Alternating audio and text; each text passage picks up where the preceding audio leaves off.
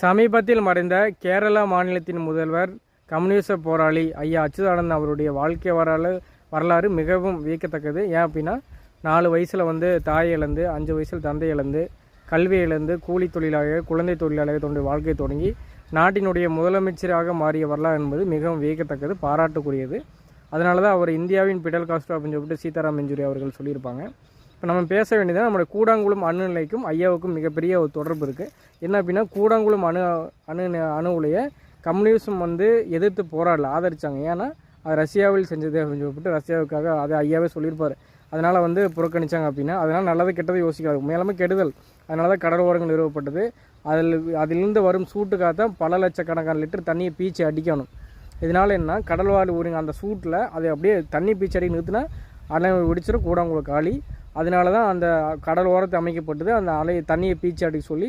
அதனால் கடல்வாழ் உயிரினங்கள் எத்தனையோ இருந்தது. சூழல் மாற்றம் இந்த இந்திய பெருங்கடல், தமிழ்நாட்டு பெருங்கடலில் உருவாகிற காரணமே அந்த கூடங்குளம் அணும நிலை.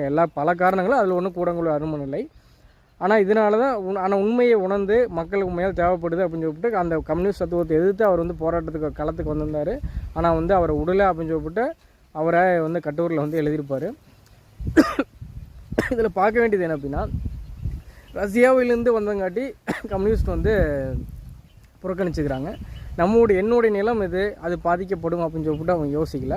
இப்போ அன்றைக்கி ஒரு வீடியோ போட்டிருந்தோம் இல்லையா, திமுகவிட்ட எப்போ பணம் வாங்க ஆரம்பித்தாலும் அன்றைக்கே கம்யூனிஸ்ட் போய் தான் எடப்பாடி பேசியிருந்தார். நம்ம அதை ஆதரிச்சு உண்மை தான் அப்படின்னு சொல்லிட்டு கொள்ளையடித்த பணத்தில் கம்யூனிஸ்ட் வாங்க ஆரம்பித்தாங்க.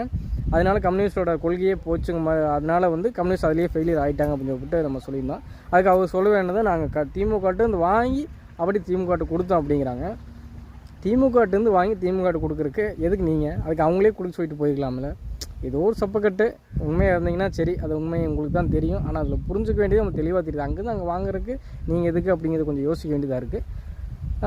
இதுக்கெல்லாம் இப்போ கூடங்குளம் அணும நிலைக்கு என்னுடைய மண்ணுக்காக என்னுடைய மண் பாதிக்கப்படும், என்னுடைய உயிருக்கு, என்னுடைய பல்லுயிர் பெருக்கம் பாதிக்கப்படும், என்னுடைய உயிர்கள் சாவும், என்னுடைய சூழல் மாறுங்காக நாங்கள் போராட்டோம். ஆனால் நீங்கள் உங்களுடைய நாட்டில் இருந்து வந்தவங்காட்டி அதை ஆதரிக்கிறீங்க. இதில் உங்களுடைய என் மண்ணுக்கு போராடுறதுல பேசுறதுல என்ன தப்பு அப்படிங்கிறத என்னுடைய கேள்வி, என்னுடைய வாதம்.